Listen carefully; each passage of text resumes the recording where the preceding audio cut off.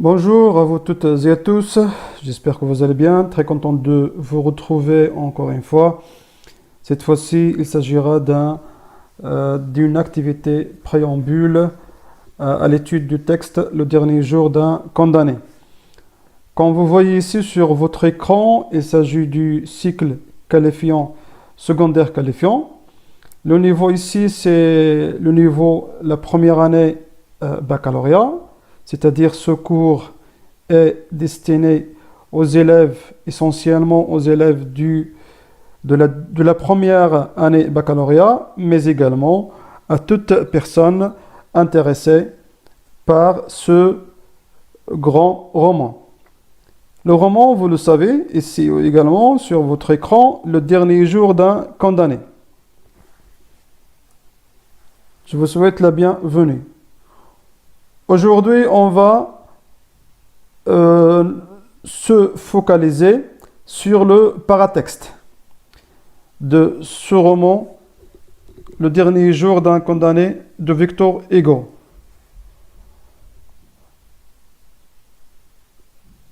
À la fin de cette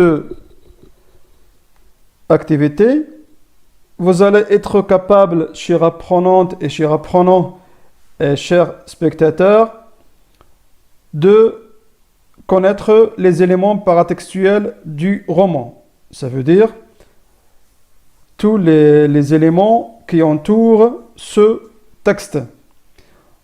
Et puis, vous allez pouvoir formuler les hypothèses de lecture. On peut se poser la question, qu'est-ce que le paratexte? Je vous propose ici une définition. Le paratexte désigne tout ce qui accompagne un texte mais n'en fait pas partie. Il regroupe donc les renseignements donnés sur le texte qui figurent sur la même page que lui, tels que le titre, le résumé, quelques lignes de présentation, etc.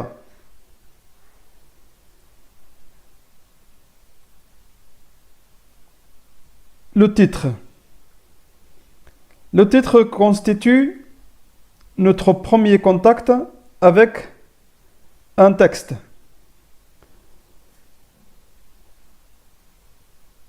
L'analyse de ce titre, elle nécessite une petite analyse pour mieux comprendre de quoi s'agira-t-il dans le contenu de ce roman. Ce titre donc se compose de plusieurs éléments. On va essayer de l'analyser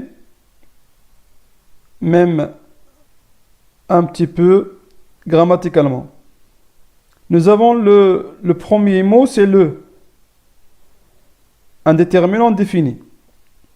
Et puis nous avons dernier, un adjectif. Nous avons jour, c'est un nom masculin singulier. Nous avons un déterminant indéfini. Et nous avons condamné, nom masculin. Comme vous voyez ici, ce titre se compose de 5 mots. Qu'est-ce que le condamné? C'est une personne frappée d'une condamnation judiciaire. Donc ici, du niveau sémantique, le sens de ce titre veut dire que il s'agira d'un dernier jour de qui? D'un condamné. Condamné à quoi? On ne le sait pas.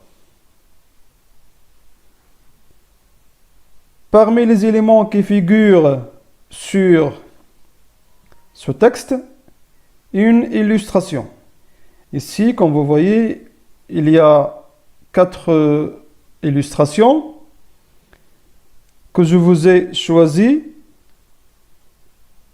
Et l'illustration varie d'un éditeur à l'autre, mais ils vont dans le même sens, c'est que il y a quelqu'un qui est condamné.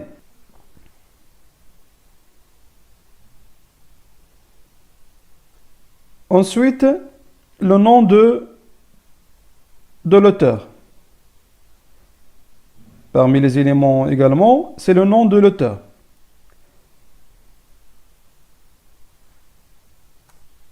Écoutons ce qu'il dit Henri Guillaume, le grand historien français de ce grand homme.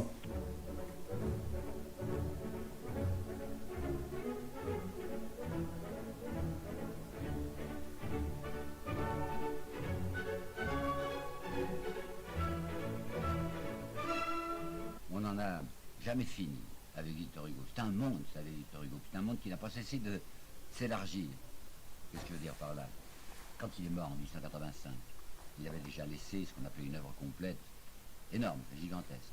Et savez-vous qu'entre 1885 et maintenant et aujourd'hui, cette œuvre s'est immensément accrue. On a parlé de tombes inépuisables. C'est vrai que les œuvres posthumes de Victor Hugo qui sont sorties entre 1885 et 1900, c'est considérable. Pensez qu'il y a le grand poème qui s'appelait Dieu, tout simplement. Il y avait La fin de Satan, il y avait En voyage, il y avait le théâtre en liberté, il y avait Toutes les choses vues. Et bien, tout ça a été publié posthume. Et j'oubliais encore toute la ligne. Puis voilà qu'en 1900 ou en 1902, si vous voulez, au moment du centenaire de la naissance de Victor Hugo, on avait bien l'impression que ça y était, qu'on connaissait tout. Alors, c'est à partir de 1902 qu'on a commencé, c'est l'imprimerie nationale qui a commencé à publier une nouvelle édition qui semblait être définitive des œuvres de Victor Hugo grâce à ce qui était déposé à la Bibliothèque nationale. C'était lui-même qui avait dit « Je veux que tous mes papiers soient déposés à la nationale ». Alors, de volume en volume, les éditeurs de cette grande édition se reportaient au texte qui était conservé à la Bibliothèque nationale et ajoutaient à chaque volume des appendices, des compléments, enfin d'après les papiers de la nationale. Ça s'est terminé, du point de vue de l'œuvre, en 1942, donc c'est pas tellement loin. Vous pensez qu'en 1942, on nous a encore procuré un énorme bouquin de 600 pages, entièrement composé d'inédits de Victor Hugo. Il était mort depuis 85 et en 42, on nous apportait 600 pages, les unes de prose, les autres de vers, inédites. Comme vous voyez ici, c'est un homme de production inépuisable. Et puis, après le titre, l'illustration, le nom de l'auteur, on arrive à la quatrième de couverture. Cette page qui est derrière, qui est au dos du livre. Qu'est-ce que la quatrième de couverture? Est la dernière page extérieure d'un livre. Il est aussi appelé plat verso, dans le cas des livres cartonnés. Il n'est pas numéroté et accueille généralement soit un résumé de l'ouvrage, un extrait représentatif du contenu, comme nous voyons ici à la droite sur cet exemple de l'édition Folio.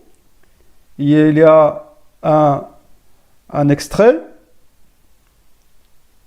représentatif que l'éditeur a jugé important, attirant.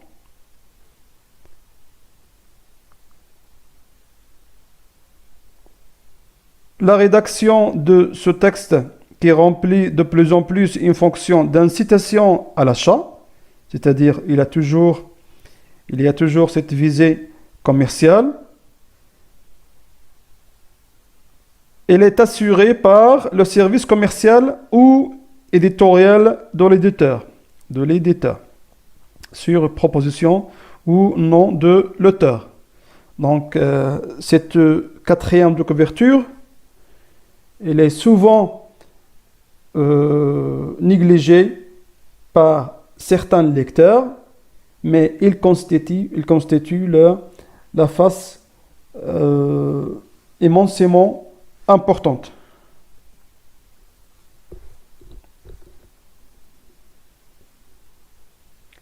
Victor Hugo, en plus de ce qu'on a vu avant, avec Henri Guillaume, le grand historien et critique littéraire de ce grand homme.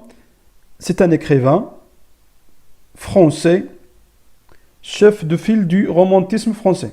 C'est-à-dire, il est considéré un écrivain romantique. Vous savez très bien qu'il y a un mouvement littéraire en France, qu'il y avait un mouvement littéraire en France qui s'appelle romantisme. Romantisme, il a occupé quasiment toute la première moitié du 19e siècle.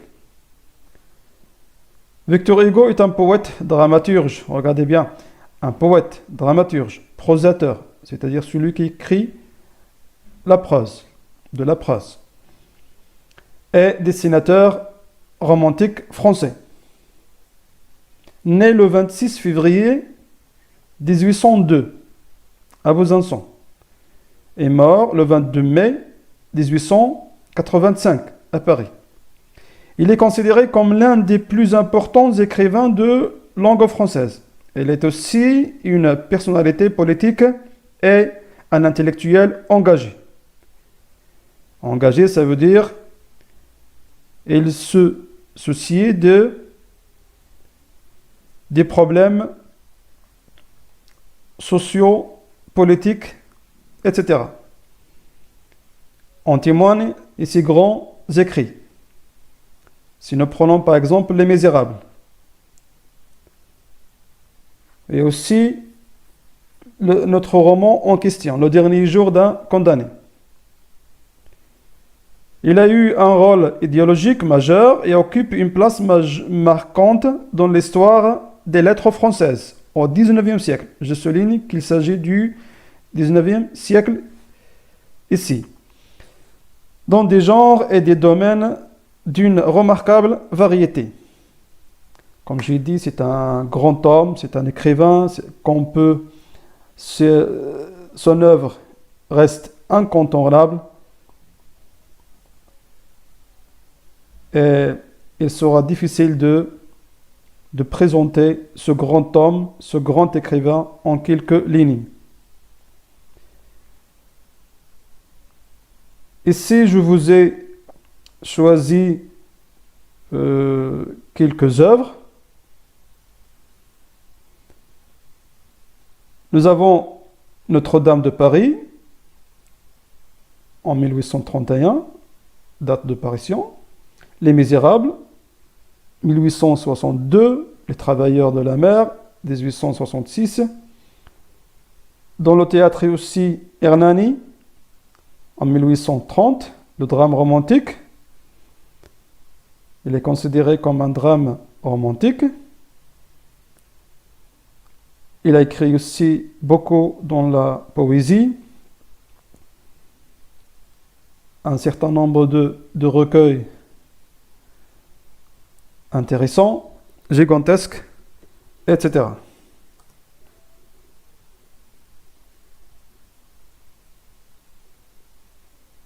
Je vous propose également une présentation de ce roman, Le dernier jour d'un condamné. N'oubliez pas de prendre vos cahiers et de revoir la vidéo et écrire ce cours parce qu'il me semble important, essentiel et du fait que avant de lire, il faut savoir qu'est-ce qu'on va lire. Il faut avoir une idée. Même partiellement, on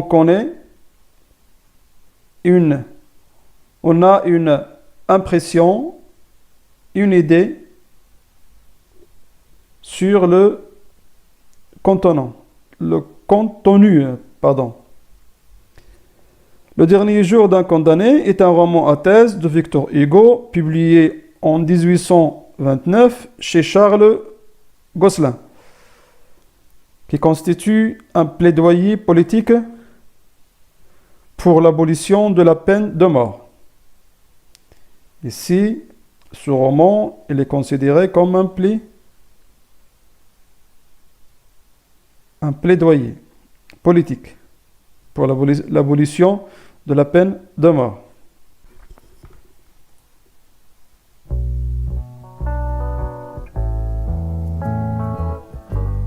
Je vous laisse maintenant lire ce résumé. Et sur ce, je vous dis merci d'avoir suivi cette présentation. Et j'espère que vous avez bénéficié de ce cours. Et on se retrouvera avec une nouvelle activité prochainement. À très bientôt.